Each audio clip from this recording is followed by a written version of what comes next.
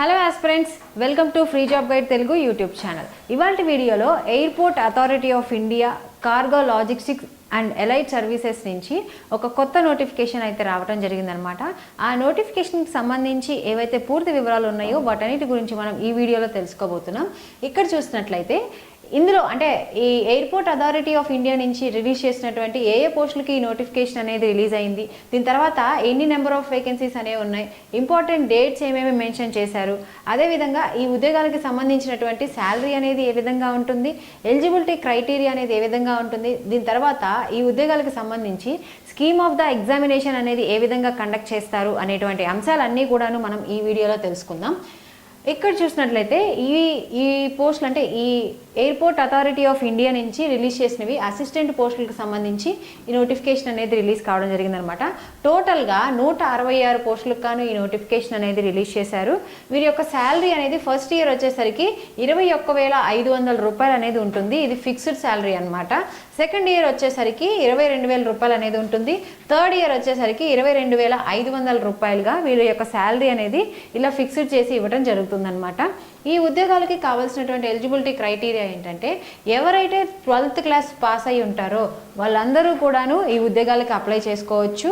So ఇక్కడ మనకి 12th క్లాస్లో 12th స్టాండర్డ్లో మినిమం 60% ఆఫ్ మార్క్స్ ఉండాలి. అదేవిధంగా ఎవరైతే జనరల్ ఉన్నారో వాళ్ళకి 60% ఉండాలి. 55% ఎవరైతే ఎస్సీ ఎస్టీ క్యాండిడేట్స్ ఉంటారో వాళ్ళకి 55% అనేది మార్క్స్ అనేది తెచ్చుకోవాల్సి ఉంటుందన్నమాట. సో ఎవరైతే ఈ మార్క్స్ ఉంటాయో వాళ్ళందరూ కూడా ఈ ఉద్యోగాలకి అప్లై చేసుకోవచ్చు. ఇకపోతే అప్లికేషన్ ఫీ విషయానికి వస్తే జనరల్ అండ్ ఓబీసీ కేటగిరీ వాళ్ళకి 500 రూపాయలు అనేది అప్లికేషన్ ఫీ అనేది ఉంటుందన్నమాట. ఎవరైతే ఎస్సీ ఎస్టీ ఈడబ్ల్యూఎస్ అదేవిధంగా ఉమెన్ ఉంటారో వాళ్ళందరికీ 100 రూపాయలు మాత్రమే అప్లికేషన్ ఫీ అనేది ఉందన్నమాట. సో ఇటువంటి మంచి అవకాశాన్ని ఎవరు వదిలిపెట్టుకోవద్దు. దీని తర్వాత ఏజ్ విషయానికి వస్తే మ్యాక్సిమం ఏజ్ లిమిట్ వచ్చేసరికి should not be more than 27 years అని చెప్పేసి నోటిఫికేషన్లో ఇవ్వడం జరిగిందనమాట. దీంతో పాటు యాజ్ పర్ అప్లికబుల్ రూల్స్ అనేవి ఉంటాయి అనమాట. గవర్నమెంట్ ఆఫ్ ఇండియా రూల్స్ ప్రకారం ఏజ్ రిలాక్సేషన్ ఎవరైతే ఓబీసీ కేటగిరీకి చెందిన వాళ్ళు ఉంటారో వాళ్ళకి 3 ఇయర్స్ పాటు ఏజ్ రిలాక్సేషన్ అనేది ఇవ్వడం జరుగుతుంది. ఎవరైతే ఎస్సీ ఎస్టీ వాళ్ళు ఉంటారో వాళ్ళకి 5 ఇయర్స్ పాటు ఏజ్ రిలాక్సేషన్ అనేది ఇస్తారనమాట. దీని తర్వాత పీడబ్ల్యూడీ క్యాండిడేట్స్కి 10 సంవత్సరాల పాటు, ఎక్స్ సర్వీస్ మెన్కి 5 ఇయర్స్ పాటు ఏజ్ రిలాక్సేషన్ అనేది ఉంటుందన్నమాట. సో ఈ విధంగా గవర్నమెంట్ ఆఫ్ ఇండియా ప్రకారం ఈ రూల్స్ అనేవి ఏజ్ రిలాక్సేషన్స్ అనేవి ఇవ్వడం జరుగుతుంది. ఇకపోతే డేట్ ఆఫ్ అప్లికేషన్ విషయానికి వస్తే స్టార్టింగ్ డేట్ వచ్చేసరికి June 9th ఆల్రెడీ మనకి ఈ అప్లికేషన్ డేట్ అనేది స్టార్ట్ అయిపోయింది. లాస్ట్ డేట్ వచ్చేసరికి June 30 లోపు ఈ ఉద్యోగాలకి అప్లై చేసుకోవాల్సి ఉంటుందన్నమాట.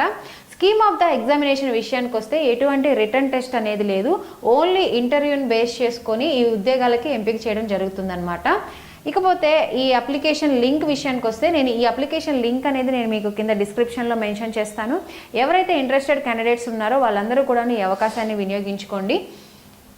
సో ఇది ఈ నోటిఫికేషన్కి సంబంధించినటువంటి పూర్తి వివరాలు. ఇంకా మీకు ఈ నోటిఫికేషన్కి సంబంధించి ఎటువంటి డౌట్స్ ఉన్నా కానీ నాకు కమెంట్ బాక్స్లో కమెంట్ చేయండి, నేను మీకు వెంటనే రిప్లై ఇస్తాను. సో ఇలాంటి అప్డేట్స్ అన్నీ కూడా ఎప్పటికప్పుడు ఇన్ఫోగ్రాఫిక్స్ ద్వారా టెలిగ్రామ్ ఛానల్లో పోస్ట్ చేయడం జరుగుతుందన్నమాట. మన టెలిగ్రామ్ ఛానల్లో ఎవరైతే జాయిన్ అవ్వలేదో ఆ టెలిగ్రామ్ లింక్ అనేది కూడా నేను మీకు కింద డిస్క్రిప్షన్లో మెన్షన్ చేస్తాను. మీరు టెలిగ్రామ్ ఛానల్లో జాయిన్ అవ్వచ్చు. ఇలాంటి మరిన్ని జాబ్ అప్డేట్స్ కోసం please follow our free job guide Telugu YouTube channel. Thank you.